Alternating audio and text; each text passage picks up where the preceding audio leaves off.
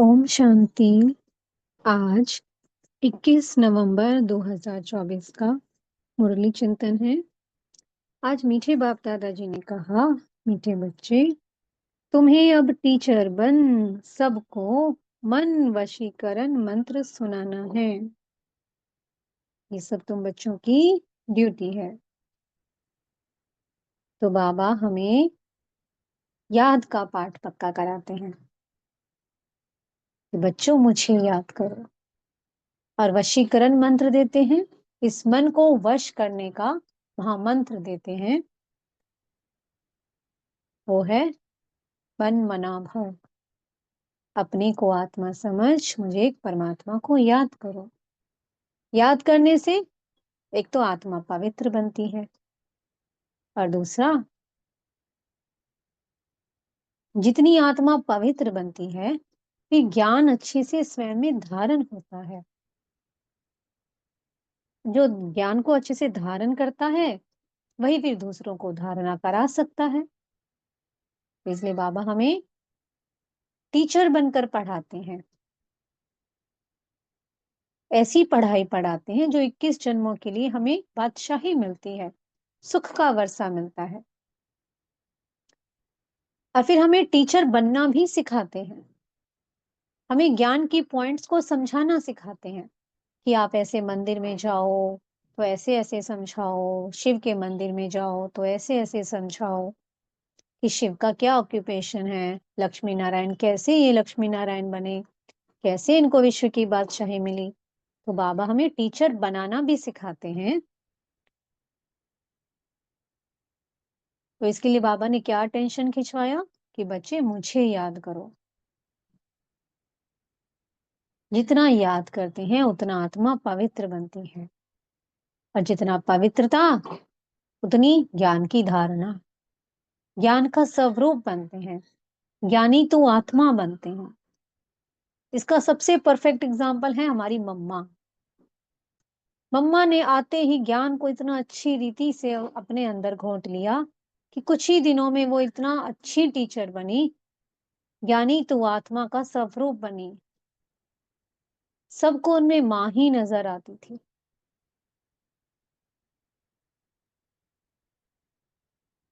एक एक पॉइंट्स का इतना सुंदर विचार सागर मंथन करती थी। तो बाबा ने कहा ऐसे आपको भी करना है। बाबा ने हमें इसके लिए क्या कहा है? Follow father, follow mother. Mother यानी कि ब्रह्मा, शिव। फॉलो फादर यानी कि ब्रह्मा बाबा, और मदर यानी कि मम्मा। फॉलो करो उन्होंने जो जो से वो फुट स्टेप किए, उन्होंने जो जो कदम उन्होंने रखे उन कदम पर कदम रखकर चलो। इसके लिए बाबा ने पूरी मुरली में याद पर बहुत अटेंशन खिंचवाई है, क्योंकि जन्मों जन्मों का बोझा है हमारे ऊपर। याद नहीं करेंगे तो वो बोझा कैसे खत्म होगा? हमारी आत्मा कितनी गोरी थी, कैसे काली बन गई। बाबा ने कहा याद करो, कितने सॉल्वेंट थे, कितना मैंने तुमको विश्व का बादशाह बनाया था। अब देखो तुम कैसे कंगाल बन पड़े हो। कहाँ गया वो सब कुछ जो मैं तुम्हें देकर गया था? तो जैसी हमारी आत्मा बनती गई वैसा हमारा शरीर बनता गया। अब आत्मा भी तमो प्रधान और शरीर भी तमो प्रधान। तभी तो बाबा कहते हैं बीमारियों के बाद बीमारियां आती ही रहती हैं। तत्व भी तमो प्रधान है।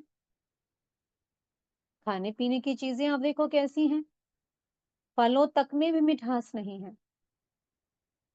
फल भी फीके आने लग गए हैं, क्योंकि मिट्टी भी तो तमो प्रधान बन गई है ना। ये जो सब कुछ आता है, जितनी भी स्थूल सामग्री है, सब कुछ पांचों तत्वों से मिलकर तो बनते हैं। जब पांचों तत्व तमो प्रधान तो हर चीज में मिलावट है। तो इसलिए बाबा ने क्या कहा कि बच्चों अब है वो संगम का समय, जब तुम अपनी आत्मा को संपूर्ण पावन बना सकते हो। अब तुम्हें सतो प्रधान बनना है।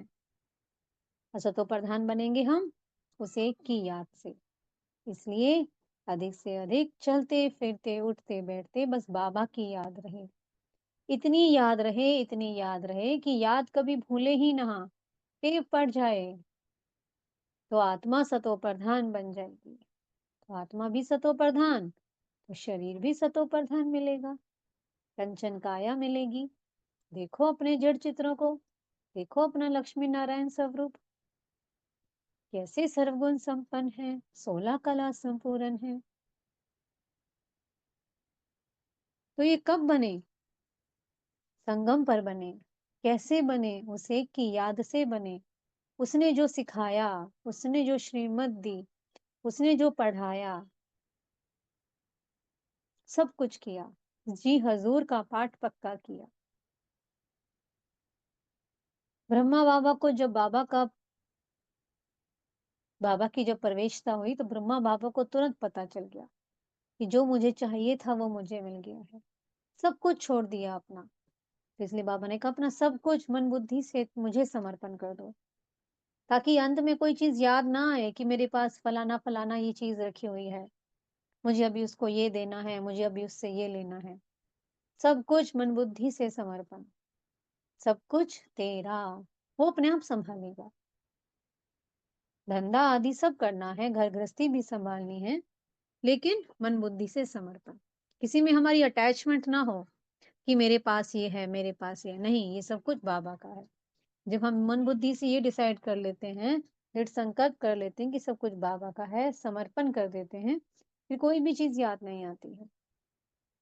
इसलिए हमें इन अटैचमेंट्स को खुद ही छोड़ना है। इसके लिए चाहिए आत्मा में बल, और वो बल आता है आत्मा में उस एक की याद से। हिम्मत, एक हिम्मत का एक कदम रखना है। हिम्मते बच्चे मत दे बाप। दृढ़ संकल्प करना है कि अब मुझे पवित्र बनना ही है। तन की पवित्रता भी धारण करनी है, मन की पवित्रता भी, हर कर्म की पवित्रता।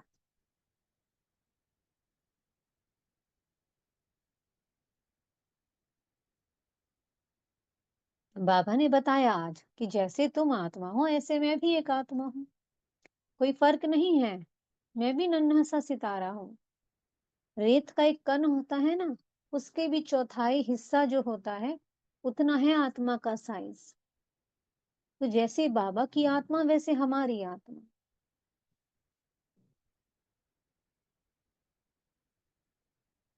वो भी बिंदी है, हम भी बिंदी हैं।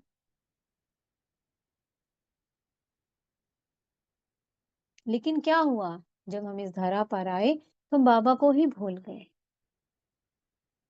उसे पत्थर ठिक्कर में कह दिया, सर्वव्यापी कह दिया। उसकी जन्मों जन्मों से ग्लानि करते आए हैं। तो ये भी तो हमारे ऊपर पाप का बोझा है ना। तो इस बोझे को कैसे उतारे? उसकी महिमा करनी है, खूब महिमा करनी है, दिल से।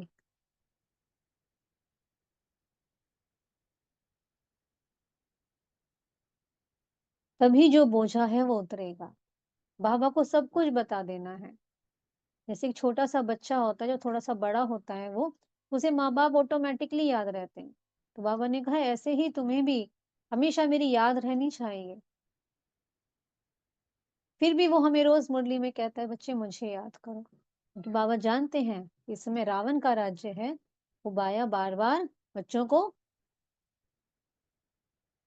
धोखा देती है, बार बार बुद्धि फिरा देती है। इसलिए बाबा रोज सवेरे सवेरे कहते हैं मुझे याद करो, अपने को आत्मा समझो। जितना जितना हम अपने को आत्मा समझेंगे, उस परमात्मा से हमारी कशिश बढ़ती जाएगी, उसको हमारी कशिश होगी। और कशिश तब होती है जब आत्मा पवित्र बनती है। पवित्रता ही पवित्रता को खींचती है। जब तक आत्मा में पवित्रता नहीं, वो पतित पावन हमारी ओर खिंचकर नहीं आ सकता है। इसके लिए संपूर्ण पवित्रता धारण करनी है, मनसा वाचा कर्मणा। और जो हमने ग्लानि की इतने जन्मों तक बाबा की, अब महिमा करनी है। वो हमें मिल गया, वो हमें क्या दे रहा है, और सबको उसका परिचय बताना है। यही है उस बोझे को उतारने का तरीका। सबको बाबा से मिलवाना है। हर एक बच्चे का बाप से मिलन कराना है। आत्मा परमात्मा से मिले। लेकिन ये हम समझाएंगे कैसे? कैसे बनेंगे इतने अच्छे टीचर? जब आत्मा उस एक की याद में रहे। वो हमें टीचर बनकर पढ़ा रहा है, फिर वो हमें निमित्त बनाता है कि बच्चों अब आप टीचर बन के और सबको ज्ञान दो।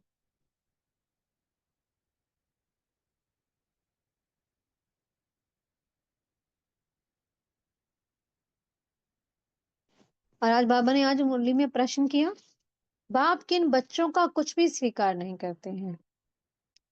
तो बाबा ने कहा जिन्हें अहंकार रहता है कि मैं इतना देता हूँ यज्ञ में, मैं ये करता हूँ, ये करता हूँ, बाबा ऐसे बच्चों का कुछ नहीं लेते। बाबा कहते हैं रखो अपने पास। बाबा कोई अपने साथ कुछ नहीं ले जाएगा। बच्चों का है, बच्चों के लिए घर बन जाता है।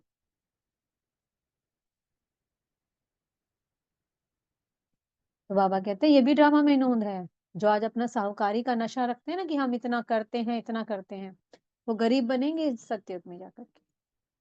और जो गरीब बच्चे हैं, जो अपना एक-एक पाई पैसा बड़ी शिद्दत के साथ, बहुत दिल से, शुद्ध भावना से बाबा को अर्पण करते हैं, एक पैसा, एक-एक रुपया अर्पण करते हैं, वो बनेंगे सत्युग में साहूकार। तो साहूकार इतना नशा ना करें, क्योंकि आपको आगे जाकर गरीब ही बनना है। बाबा ने कह दिया ये भी ड्रामा में नोंद है। साहूकारी हो और उसका नशा ना हो, बाबा कहते हैं कोई विरला ही निकलता है ऐसा।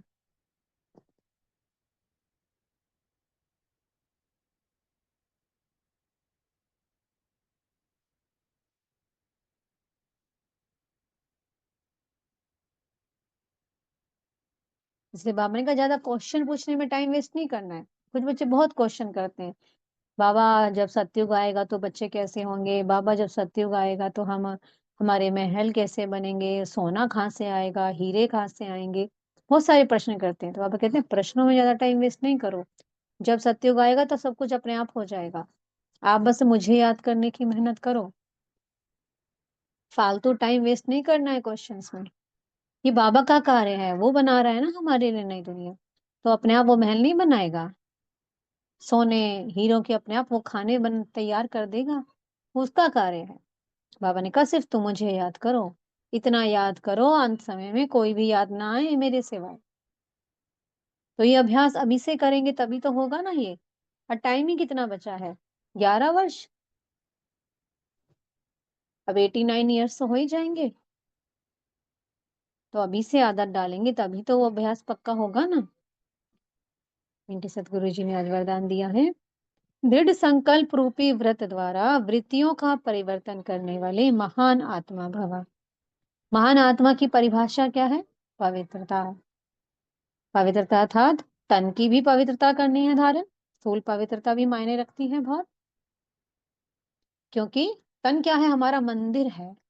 और मंदिर में हमारी आत्मा विराजमान है, परम पूजनीय महान आत्मा। तो इस तन रूपी मंदिर को भी स्वच्छ रखना है, पवित्र रखना है। और पवित्र तन में फिर आत्मा, जिसमें मन बुद्धि संस्कार है, उस मन को भी पवित्र बनाना है। दृढ़ संकल्प रखना है। हमारी दृष्टि सबके प्रति कैसी हो?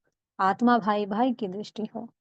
हम किसी को कुछ भी देख रहे हैं, किसी का संस्कार कैसा है, कोई हमारे लिए कैसा सोच रहा है, कोई कैसा व्यवहार कर रहा है, कैसे स्वभाव है, नहीं, वो सब किसके हैं? रावण के हैं। क्योंकि रावण की जेल में कैद हैं बच्चे। अपने भाइयों पर रहम करना है हमें। आत्मा जब इस धरा पर आई वो सतोगुनी आई, सतो प्रधान आई थी। तो उसके सतो प्रधान स्वरूप को देखना है, निराकारी स्वरूप को। बाबा भी तो हम आत्माओं से ही तो बात करते हैं ना, शरीरधारियों से थोड़ी ना बात करते हैं। वो तो एवर प्योर है। उसने हमें आते ही गोद में ले लिया। उसने ये भी नहीं देखा कि मेरे बच्चे कितने मैले हुए पड़े हैं। सबको एकदम फट से गोद में ले लिया। वैसे ही हमें अपने आत्मा भाइयों पर रहम का भाव रखना है।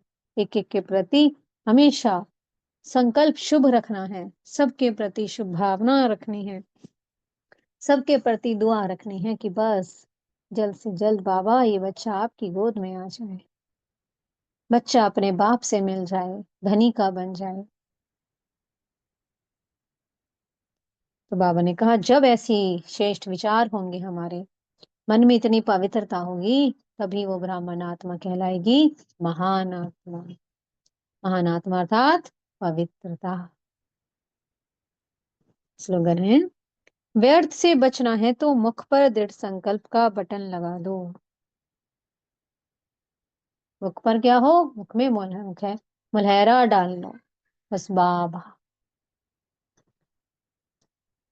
जास्ती बातों में नहीं जाना। जितना बातों में जाएंगे, कभी किसी से बात, कभी किसी से बात, उतना व्यर्थ आएगा। तो इसलिए साइलेंस को धारण करना है। साइलेंस को धारण करने का दृढ़ संकल्प रखना है। जितना आत्मा साइलेंस की ओर जाती है, उतना व्यर्थ से बची रहती है। ओम शांति। बहुत बहुत शुक्रिया प्यारे प्यारे हमारे मीठे मीठे बाप दादा जी का। ओम शांति।